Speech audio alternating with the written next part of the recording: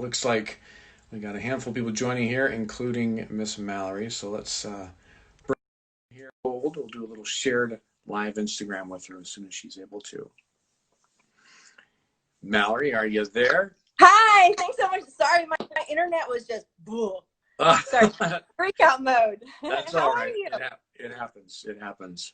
I was doing my live yesterday, and it was fine at the beginning, and then all of a sudden it got frozen and horrible. So everybody's on Wi-Fi now because we're all working from home. Oh my goodness. Yeah, it's whatever you need it to work the most is what it seems to want to fail on you. Right? Exactly. Got to check something real quick. No big deal. Got to do a live with somebody. It wants to be all temperamental. So, Yeah, thank as I you was so much talking, for having me. of course, you've been so kind to have me on your lives before. I thought it'd only be fair to do turnabout. And for anybody in my audience who doesn't know, and I'm pretty sure everyone knows who Mallory is, and if you aren't already following her, you should. But Mallory's been one of those folks that has done just about, oh gosh, all sorts of things out in the wilds of different areas, whether it was in her own backyard when she was here in San Diego or her own backyard where she is now in Tennessee, or whatever else. Well, you've been to Costa Rica, you've been, I can't even list all the places you've been to, but it's always fun following your account because you always have such a unique perspective and way of shining education through that curiosity that you have. And I think it's contagious that way. So I know you've had a lot of different animal encounters, but before we get into the animal encounter part of it, the other part that's kind of interesting, I think, for everybody, how are you doing with our current situation? Has that the whole pandemic thing changed your life dramatically, or are you able to manage things okay, or what's going on with you? Absolutely. I mean, I miss being out in the field, of course. I miss filming and taking care of that, but it's been really enlightening how that we can get along with things. For instance, like I used to be on a plane all the time, and I was really very just at a fight with myself, with my carbon footprint, with working. And so it's really shown that we can become just as successful with also reducing that. So that's been really neat. But also mental health, just making sure that you can keep that as a forefront when you're working at home has always been a challenge. What about you? Yes. How about you? You seem very vibrant and healthy and wonderful, well rested. It's a conscious choice. I'll tell you that, and not easy every day. I will fully admit, and openly state that the first few weeks of the pandemic, going into that, I had a lot of stress and stuff I was doing, and I was just taking more and more on, and got to the point where my body was like, "Hey, you got to stay at home. You're done." And I had a kind of a health issue there for a few weeks. That was what, 9 weeks ago now. So I consciously, really kind of took a check in with myself. And now I purposely schedule in my day physical activity for 30 minutes, no less, making sure that it breaks the sweat or gets the heart rate up because it's important. And I try to do it at the same time each day because the routine aspect, I think, is something we can go on the wayside when we're in this pandemic situation working from home. It gets blurry and there's no more routines, and animals in general, humans included, thrive in routine. We have predictability, we have organization. So when something does upset that routine, we at least can fall back on the things we can control, which gives us a sense of stability.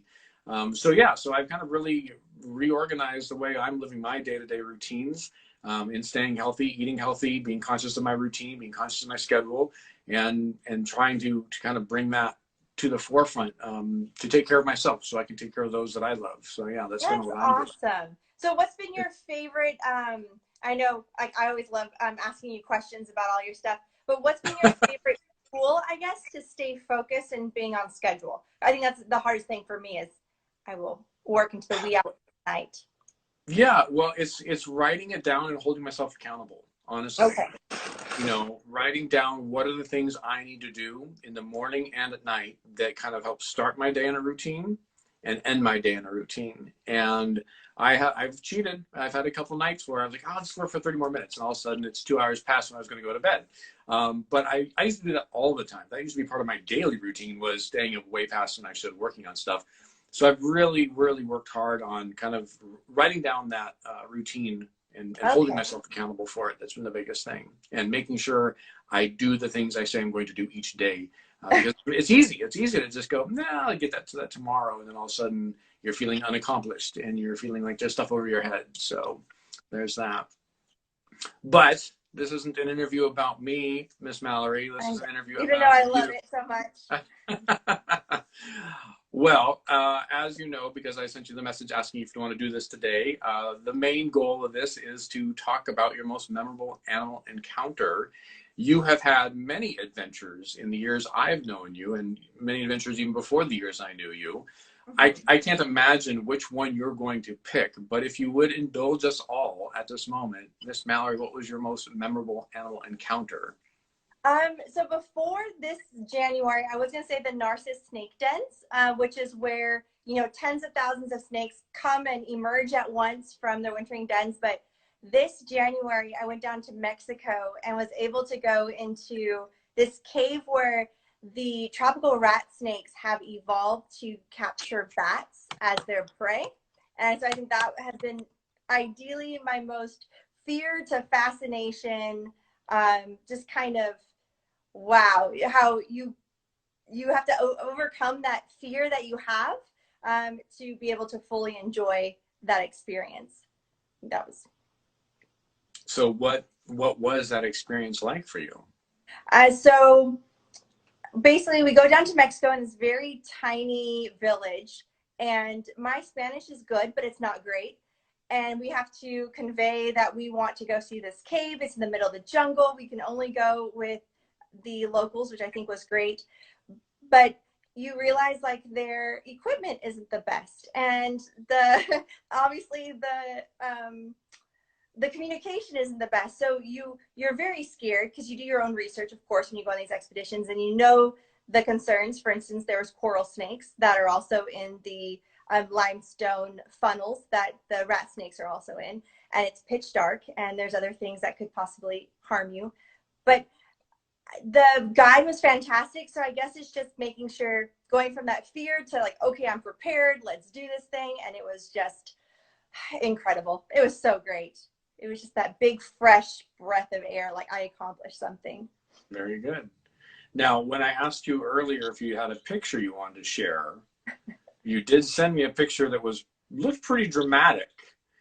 Yeah, unfortunately, yeah, it's when you see, it's so different. So on my YouTube, there is a video that you can see that's a little bit less intense, but unfortunately, all the pictures I had were very kind of graphic. So well, the drama of the photo is okay. I'm not judging it. I was just saying, do you want to talk about it and then I'll show the image, or do you want to have me show the image? You can describe what we're seeing. go ahead and let's post it, I guess. Okay, so when you go into it doesn't. Oh, because that is such a cool feature. Unfortunately, though, because we're in double mode, it's squared it down, so I don't think anybody can really tell what that is. Which is very unfortunate because it's a good photo. If you guys want to see the, I'll post it, but if you guys want to see the video, it's on my YouTube channel. But basically, you go into this cavern, this cave, and you have to belly crawl through all these different tunnels. And while you're doing so, you know, you have your cave scorpions, which are those really crazy cool arachnids with the antenna-formed legs. Oh, there we go. And so what we're seeing is a rat snake consuming a bat. And so that's what we were going and looking for. You have these snakes that hang down from the ceilings. It's completely pitch black. And so what they're actually feeling is the vibrations of the bats. And they basically just keep striking until finally they catch something.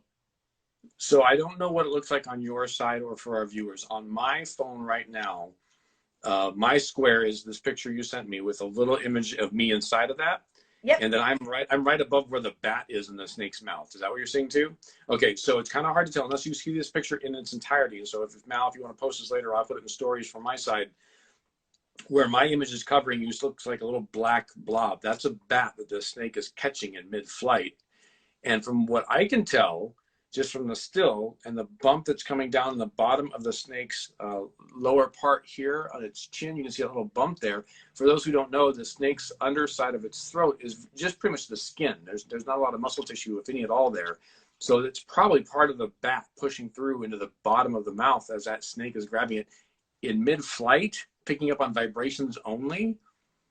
It's pretty amazing. And it was just so neat to see just that adaptation, you know, how so many of those species of rat snakes are usually, you know, they go for rodents and things on the ground or maybe in a tree, but for it to have adapted to basically live in darkness and hunt in darkness, and it's just so incredible to see. Cave fauna, which is the cave animals in itself, are just so different than what we're used to, that being able to go and see cave fish and eels and, you know, salamanders that don't have eyes and things that we think are so creepy, if you really kind of get past that creepiness that your mind tries to trick you with, you really see how just incredible these animals really are. That's so awesome. That's so awesome. So explain to us the angle of this image from what the way it looks like for me just looking at it. It's almost like the snake has wedged its tail into the top side of the cave and is hanging down, or is this more of a side angle, just, you know, we're being fooled by the fact that we don't have orientation here? Nope, you're absolutely correct. So the snakes stay in these channels in the limestone. As we know, limestone is very porous. That's how caves are formed. The water comes through and kind of starts dissolving the rock. And so they basically travel through those tunnels, and then they'll hook their tails around some kind of anchoring point inside those channels, and then we'll come out of a hole and just wait for the bat. So I'm actually on my back and pointing up at the Wow. animal. So it's just really incredible. And I know it sounds super scary, but there's other caves where centipedes are hanging from the ceilings capturing bats, and I think that's where I would have to draw the line. Like, no, I do not want to get because the tour guides make us turn off all lights when we come through. So typically you're allowed to have a red light, but the tour guides request that only he has the red light. And so you're basically just blind touching things as you go around. So. And how long because I was reminiscing. I have like goosebumps. I just love that place so much. So how long is the walk into the point where you took this photo, in a sense of you're saying you're pretty much going in blind, the guide has the red light, and you're kind of traversing into this cave for how long? I would say, I mean, it felt like forever, but I would say maybe a quarter of a mile through the tunnels. Okay. It took us about a good 45 minutes. But prior to that, so the open cavern is where you go in and you find all your cave fauna that's aquatic, and also the cave scorpions. And then you have to go through the actual tunnels that are basically the size of, you know, I am wide.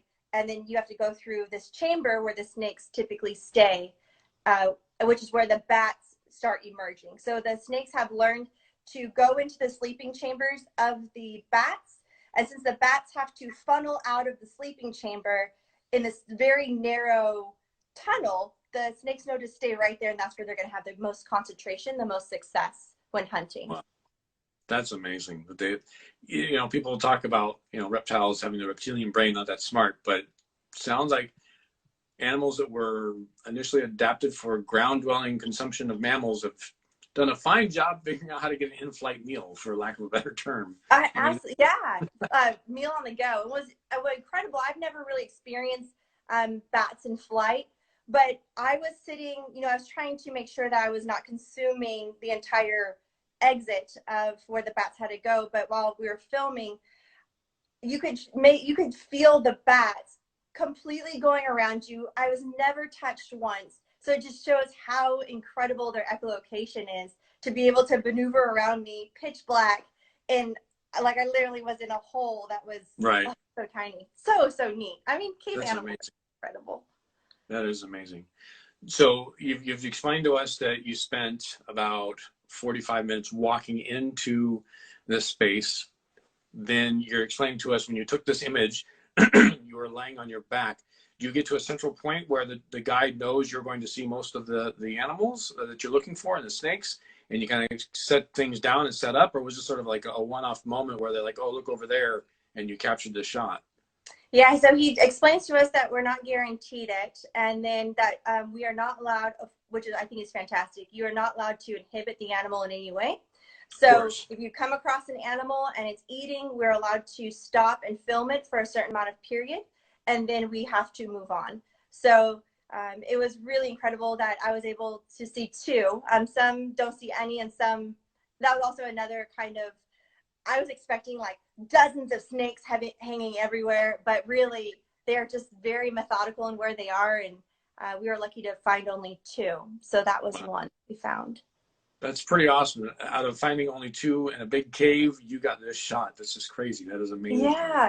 But I think it's also really kind of, it shows what movies do to us and our fear factor, where right. when they make something that seems scary, they have to just so like emphasize it so much, where in a cave like this, a snake is, and they're not territorial, but they're going to not want to have to compete against another animal. So they're going to want to spread out. Right. So you're not going to have this like massive hanging snake feeding frenzy. That's so cool. That's so cool. So then what's the process? Same process getting back out? Then you guys kind of like keep moving through and then you turn around and go back the way you came, or is it a throughway somewhere else? You come out the other side somewhere? No, I wish. So you have to come out the same way you came in. And let me tell you, going down is so much easier than going up when you're on slippery guano rocks. Yeah. But it was really incredible, and our guide was fantastic. If you guys ever go international, make sure that you go local.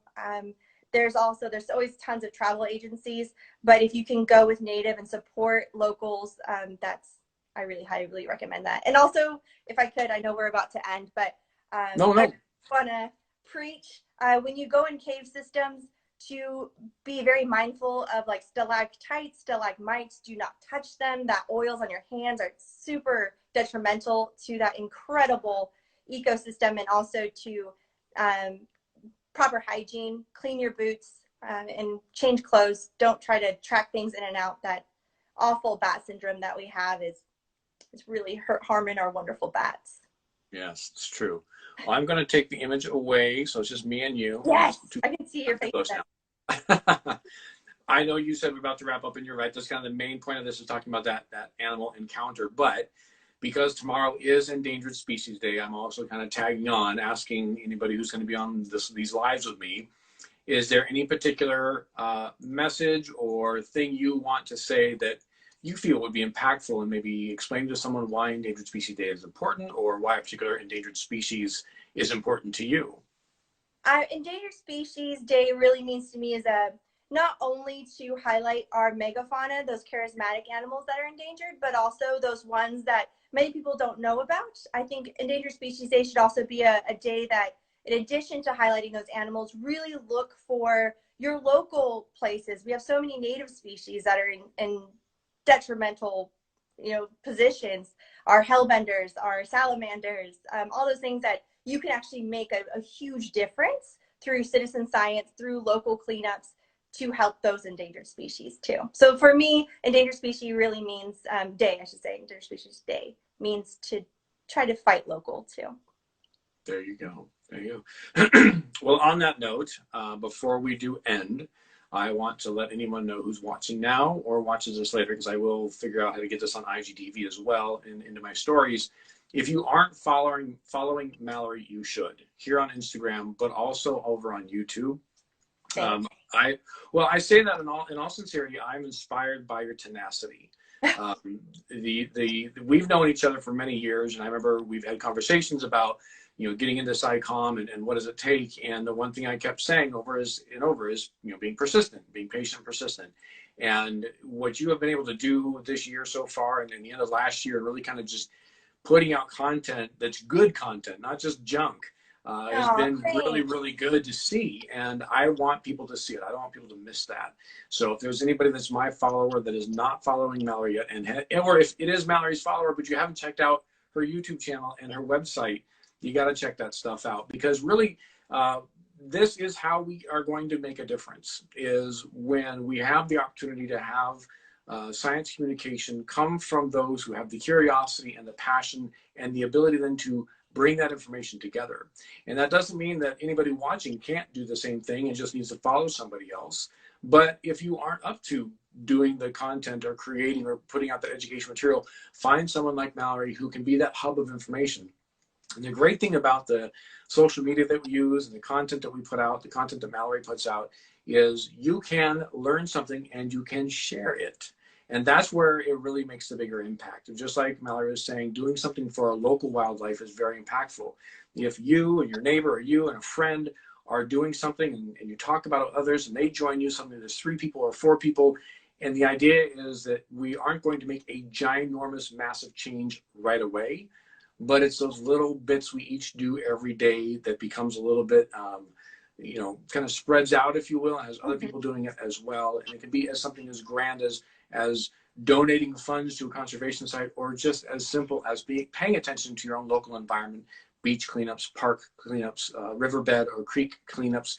Those things are just as impactful and important.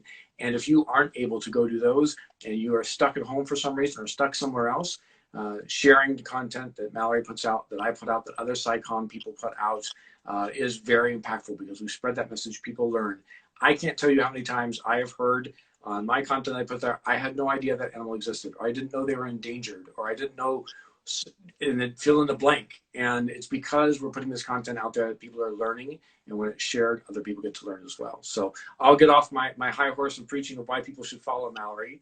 Mallory, sorry, I just want to say one thing about you that you have taught me too, that not only did you teach me like amazing things about communication and presentation, but the importance of not being the only messenger to your message. I think as a communicator, we're always afraid someone's going to take our limelight, or that we're always in competition with other presenters or educators, and we always want to be that number one, or, you know, that TV show host. And you really taught me that there's so much more to that. And to be able to mentor or invest others should be more important than, you know, having that spotlight. And so you really kind of transitioned my whole life in that way.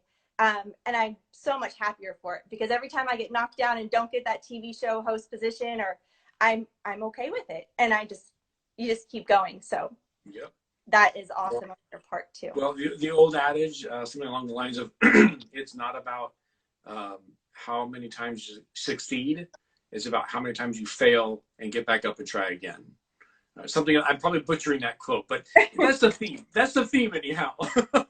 So yes, and you're welcome. It's been my pleasure to see your career grow and the things you've done. So I'm happy to have played witness to that. So with that, unless you have anything else you want to add to our audience, I will say thank you so much. And I appreciate you taking the time out of your day to join me on our fun little, most interesting animal encounter thing that we're doing here. I love this idea. Yeah. And I will have to contact you about learning how to do that very cool image thing that you just did. Oh, it's actually easier than you think. In fact, I'll tell everybody right now while we're on the live, if you're doing a live, down at the very bottom part, so it'd be I'm on top here, and then Mallory's down below me. So underneath Mallory right now, there's a little question box for people who are sending in questions. There's a paper airplane or arrow for sending this off to share somewhere. There's this smiley face with a star, which I think is when people request to join. And then the last box next to that, in the very bottom corner, is you push on that and it gives you the first few photos in your image stream. So if you set up prior to the live, putting the image up front, making sure it's front and center in your camera stream, it'll come up as an option to share. So I think, well, you know, here's a sneak peek at my post today for Instagram. Griffin Seagrass from Kenya. So yeah, so it's one of those fun things that they've added recently. I didn't even know they added it until I saw actually our friend Jungle Jordan, who will be on tomorrow, using it in one of his lives. I didn't even know that was a thing, because how cool. Now we all know. Thanks, Jordan. Sharing information. So cool. All right, Mallory. Well, you take care. Thanks so much for joining me today, and we'll be in touch. All right. Have a good day, everyone. Keep making those ripples. They make a difference. Exactly. Bye. Take care, Mal. All right, everybody. Well, that was fun talking to Mallory and finding out what her fun, sort of most memorable animal encounter was. Looking at that image, if she doesn't post it later, I'll put it in my stories as well so you can see it. It is amazing.